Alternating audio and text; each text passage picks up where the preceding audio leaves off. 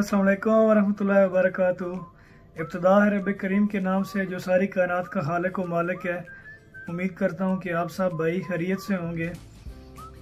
तो आइए जनाब, आज कुछ थोड़ी सी बात करते हैं इलीगल इमिग्रेंट्स के बारे में, जो हमारे भाई गैर कानूनी तरीके से यूरोप, सेंट्रल अमेरिका और दूसरे कंट्रीज़ में इंटर होते हैं without any documents, without visa.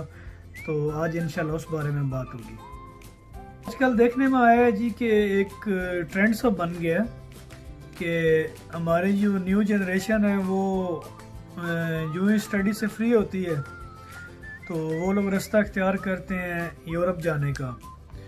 तो ऑफिशियली तो ना उनके पास ऐसी क्वालिफ़िकेशन होती है और ना वो दूसरी रिक्वायरमेंट्स पूरी कर सकते हैं, तो जिसकी वजह से वो लोग गैर कानूनी रास्ता अख्तियार करते हैं यूरोप जाने के लिए।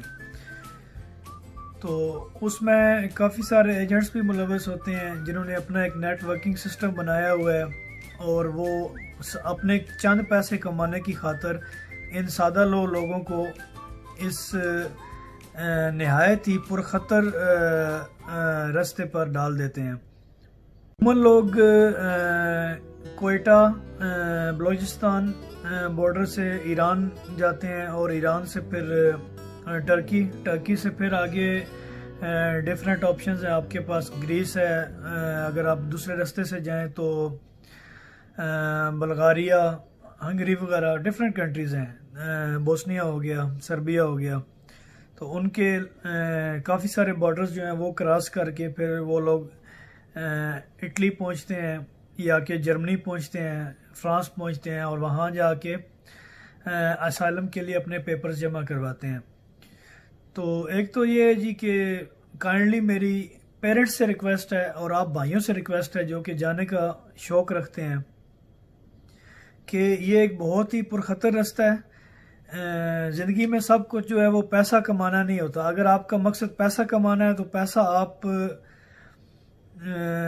पाकिस्तान में या इंडिया में बैठ के भी कमा सकते हैं। अगर आपका मकसद एक अच्छा लाइफस्टाइल है तो वो आप के पास अगर ज़्यादा पैसा हो तो वो आप अच्छा लाइफस्टाइल अपने कंट्रीज़ में भी अफोर्ड कर सकते हैं। लेकिन ओवरऑल अगर बिलफर्ज आप जाना चाहते हैं तो मेरी आपसे रिक्वेस्ट है कि आप किसी अच्छे वीज़ा कंसल्टेंट से मिलिए और किसी भी कंट्रीज़ के बारे में जो कंट्री भी आपकी क्वालिफ़िकेशन से, आपके एक्सपीरियंस से, आपके फाइनेंशियल सिचुएशन से मैच करता हो जिनकी रिक्वायरमेंट्स, तो आप उस कंट्री का सफ़र कीजिए। ना कि ये कि आप के कुछ दोस्त, अजीज़ या रिश्तेदार एक कंट्री में हैं तो आप भी वहाँ ही जाएं, लेकिन इलीगल जाएं। अगर आपको दूसरे कंट्री में लीगल का ऑप्शन मिल रहा है और आप वो रिक्वायरमेंट्स पूरी कर सकते हैं तो आप काइंडली लीगली ट्रैवल कीजिए, क्योंकि इलीगल की बहुत सी मुश्किलात हैं। पहले तो मैं आपको बताता चलूं कि ये जो आपका ट्रैवलिंग टाइम होता है ये ऑलमोस्ट मिनिमम भी 6 मंथ्स टू 2 ईयर्स तक लेता है। डिफरेंट है, मतलब हर बंदे की डिफरेंट सिचुएशन होती है। कभी बॉर्डर्स बंद हो जाते हैं, कभी खुल जाते हैं, कभी रिस्ट्रिक्शन ज़्यादा हो जाती है, कभी कम हो जाती है, तो उसमें काफ़ी वक्त लग जाता है। ये जो वक्त लगता है इस दौरान आपको बहुत सी मुश्किलात उठानी पड़ती हैं फ़िज़िकली और फाइनेंशियली। तो फाइनेंशियली जब आपको मुश्किलात उठानी पड़ती हैं तो उसमें से काफ़ी सारा आपका खर्च भी हो जाता है पैसा। तो लगभग अभी ऑलमोस्ट अगर आपने पाकिस्तान से इटली को ट्रैवल करना है, आप गैर कानूनी तरीके से जा रहे हैं, तो उसमें भी आपका 12 से 14 लाख रुपया मिनिमम लग जाता है। इवन कि अगर आपने टर्की से वाया शिप जाना है, जो सी शिप होता है इटालिया के लिए, तो वो 6-6.5 हज़ार यूरो तक तकरीबन ले रहे हैं अच्छे शिप का, जो कि सिर्फ वही पैसे जो हैं वो पाकिस्तानी तकरीबन 11-12 लाख रुपए बन जाते हैं मिनिमम। तो इसलिए ये रास्ता ना अख्तियार कीजिए, वीज़ा कंसल्टेंट से मिलिए और लीगली ऐसा वीज़ा कंसल्टेंट जो आपको लीगली अच्छी एडवाइस दे, आप उसकी एडवाइस को फॉलो कीजिए। अदरवाइज़ आपने जो 12-14 लाख वहाँ पे भरना है, अगर आपके पास अच्छी क्वालिफ़िकेशन नहीं है तो आप क्या कीजिए कि आप वही 15 लाख रुपए जो है वो आप पाकिस्तान में इन्वेस्टमेंट कीजिए, कोई अपना बिजनेस करें। सिंपली सी मतलब एक ऐसा आप कर सकते हैं कि एक सीमेंट फैक्ट्री में जाएं, वहाँ से सीमेंट लेके आप किसी दूसरे बिल्डर को सर्विस प्रोवाइड कर सकते हैं, तो उसमें आपको प्रॉफिट रेशियो मिलता रहेगा। तो आपका जो 15 लाख है वो डे बाई डे आपका इंक्रीज करेगा इंशाल्लाह। नहीं तो आप कोई प्लाट लेके वो 2 साल के लिए रख सकते हैं, 15 का लेके आप 25 का, 20 का, 30 का बेच सकते हैं। तो आपकी जो मनी है वो इंक्रीज हो जाएगी।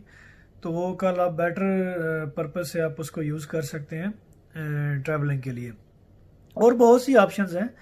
अगर आपके पास थोड़ी तालीम अच्छी है तो आप कुछ कंट्रीज़ का विज़िट कीजिए, लाइक दुबई, कतर, फिर मलेशिया, बैंकॉक, और एक और टूर कंट्री का मारें किसी का यूरोपियन का, जैसे ऑस्ट्रिया हो गया, जॉर्जिया हो गया, जो कि आपको इजीली ट्रैवल पैकेजेस मिल जाते हैं, हॉलिडे पैकेजेस मिलते हैं।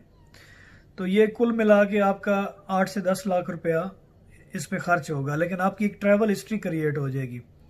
तो उस ट्रैवल हिस्ट्री की बुनियाद पे आप अपने मुल्क, अपने शहर की जो भी वहाँ पे एम्बेसी है उनकी, किसी भी कंट्री की, वहाँ पे जाके आप लीगली अप्लाई कर सकते हैं उस वीज़ा के लिए। जब भी आपका जाने का प्रोग्राम हो, आप उससे तकरीबन 4 से 5 साल पहले अपना एक बैंक अकाउंट ओपन करवाइए, अपना एक बैंक स्टेटस भी रखिए, ताकि वो कल को आने वाले वक्त में आपके काम आए। तो ये सारी बातें अगर मैं करने लग पड़ूंगा तो ये बहुत लंबी डिटेल है, उसमें मैं जाना नहीं चाहता, शायद आप मुझसे ज़्यादा जानते हो। लेकिन मेरा ये वीडियो बनाने का जो मेन पर्पज़ है वो यही है कि आप इलीगली किसी भी कंट्री में ट्रैवल ना करें। देखिए, अगर आप पाकिस्तान के शहरी हैं, आप इंडिया के शहरी हैं, आप किसी भी कंट्री के शहरी हैं, कोई फ़र्क नहीं पड़ता। जब आप किसी दूसरे मुल्क में ट्रैवल करते हैं तो आपकी पहचान आपके मुल्क से होती है। तो अभी आप देखें कि यूरोपियन कंट्रीज़ या जितने भी अच्छे कंट्रीज़ हैं, सेंट्रल अमेरिका है, जहाँ पे भी है, वो लोग हमारे कंट्रीज़ को लीगली वीज़ाज़ क्यों नहीं इशू करते? इसके पीछे एक रीज़न ये भी है कि हमारी इमेज अच्छी नहीं है। इमेज क्या अच्छी नहीं है? हम लोग इलीगली ट्रैवल करते हैं, फेक डॉक्यूमेंट्स यूज़ करते हैं, सच्चाई पर जो मबनी नहीं होते, सच्चाई नहीं बोलते हम। अगर हम उनकी रिक्वायर्ड जो भी थिंग्स हैं, अगर हम उनको लीगली पूरा करें, सच्चाई बोलें, तो हमारा इमेज अच्छा होगा। हमारे इमेज की वजह से हमारे मुल्क का इमेज अच्छा होगा। तो हमारी जो आने वाली नस्ल होगी, जो नेक्स्ट जो लोग आपके बाद जाना चाहते हैं, माइग्रेट करना चाहते हैं, तो उनके लिए इजी होगा। तो अभी जो हम लोग जो रास्ता अख्तियार किए हुए हैं, इससे तो और ये है कि हम लोग बजाय ये कि हम आने वाली नस्लों के लिए कुछ अच्छा करें, हम बुरा कर रहे हैं। सेकेंडली, आपको सबसे बड़ा नुकसान ये होता है कि जब आप ट्रैवल करते हैं, फॉर एग्जांपल आप पहुंच के आपने कुछ मुश्किलात उठाई, जान का ख़तरा मोल लिया, आप वहाँ पे पहुंच गए। वहाँ पे पहुंचने के बाद आपने असाइलम ले लिया, तो कुछ टाइम, एक तो ये है कि आपके पास काम नहीं होता। सेकेंडली, सबसे बड़ी चीज़ ये होती है कि आपके पास इंश्योरेंस नहीं है, मेडिकल इंश्योरेंस नहीं है। मेडिकल इंश्योरेंस दोस्तों पूरी दुनिया में बहुत ज़रूरी है। इंसान है, किसी वक्त भी आपको कोई ऐसी बीमारी लाहक हो सकती है, या कोई एक्सीडेंट हो सकता है, कोई इंसिडेंट हो सकता है, तो उस सूरत में आपके पास इतने पैसे नहीं होंगे कि आप वहाँ पे इलाज करवा सकें। तो उसके लिए मेडिकल इंश्योरेंस बहुत ज़्यादा ज़रूरी है। ठीक है, आप इलीगल हैं, आपको इंश्योरेंस नहीं मिल सकती। इवन आपकी जॉब लग गई है तो कम सैलरी पे लगेगी as compare to legal persons. ठीक है, तो वो सैलरी जब आपको आफ्टर अ वीक और आफ्टर अ मंथ मिलेगी, तो आप बड़े शौक से रेडी बैठे होंगे कि मैंने पैसे घर भेजने हैं। तो वो पैसे आप लीगली नहीं भेज सकते। या तो आपको किसी दोस्त का सहारा लेना पड़ेगा, या आपको हुंडी का सहारा लेना पड़ेगा, जो कि अभी बहुत कम हो चुकी है। ठीक है, फिर आपके अजीज़, आपके प्यारे जो अपने कंट्रीज़ में मुकीम हैं, तो उनमें कुछ खुशी है, कुछ कमी है, आप वहाँ पे नहीं पहुँच सकते। खुशी इट्स ओके, नो इशू, चल जाता है। लेकिन गमी के मौके पे अल्लाह ना करे आपका कोई अजीज़ कोई प्यारा उसकी डेथ होगी, तो आप अगर वहाँ पे नहीं पहुँच सकते तो ये सारी ज़िंदगी का आपके लिए पछतावा बन जाएगा। पैसा तो आप कमा लेंगे लेकिन आप बहुत से रिश्ते, बहुत सी खुशियाँ खो देंगे।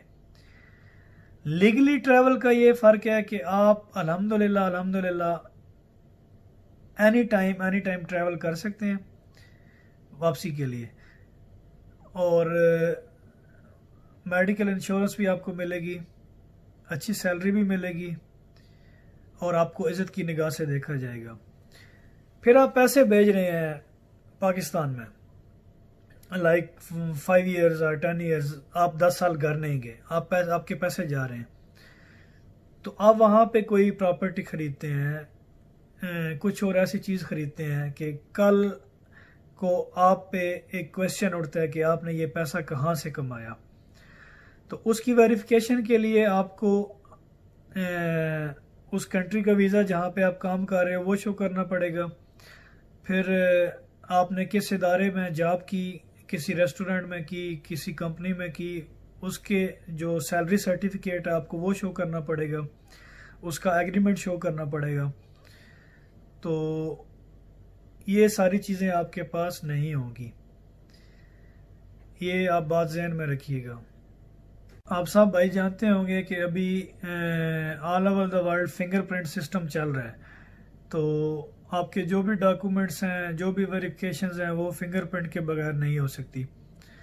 तो फिंगरप्रिंट भी आपके तब ही लिए जाएंगे जब आप वहाँ पे लीगल होंगे। बाकी तकरीबन तमाम भाइयों को जो वहाँ पे जाना चाहते हैं, ट्रैवल करना चाहते हैं, उनके कुछ ना कुछ रिलेटिव्स, कुछ दोस्त, कुछ मोहल्ले वाले वहाँ पे मौजूद होते हैं। आप बेशक उनसे इन्फॉर्मेशन लीजिए, वो मुझसे बेहतर आपको इन्फॉर्मेशन दे सकते हैं, लेकिन उनसे इन मुश्किलात के बारे में ज़रूर पूछिएगा जिनका जिक्र मैंने आपसे किया है। और ये कम उम्री में बच्चों को वहाँ पे भेजना सिर्फ चंद रुपए की खातिर, ये कोई इतनी अच्छी चीज़ नहीं है। उम्मीद करता हूँ कि आपको मेरी बातें पसंद आई होंगी। काइंडली वीडियो को लाइक कीजिएगा और मेरे चैनल को सब्सक्राइब और शेयर कीजिएगा। और अगर इसके अलावा कोई भी आप क्वेश्चन मुझसे करना चाहते हो इस हवाले से तो आप कर सकते हैं कमेंट्स बॉक्स में। और अगर वीज़ा कंसल्टेंट के बारे में बात की जाए तो मेरी नज़र में एक है मीरपुर में मेजर कामरान साहब, उनका यूट्यूब चैनल भी है, आप उसकी वीडियोस देखिए अगर आप यूरोप जाना चाहते हैं तो उससे आपको बहुत ज़्यादा हेल्प मिलेगी। आप उनसे मुलाकात कीजिए, उनके साथ डिस्कस कीजिए कि मेरी ये क्वालिफ़िकेशन है, मेरे ये रिसोर्सेज हैं, मेरे पास इतने पैसे हैं और मैं माइग्रेट करना चाहता हूँ, तो वो आप उसको इस बारे में बहुत ही बेहतर मशवरा दे सकते हैं। अल्लाह ताला आप सबका हामी और नासर हो। फ़ी अमान अल्लाह।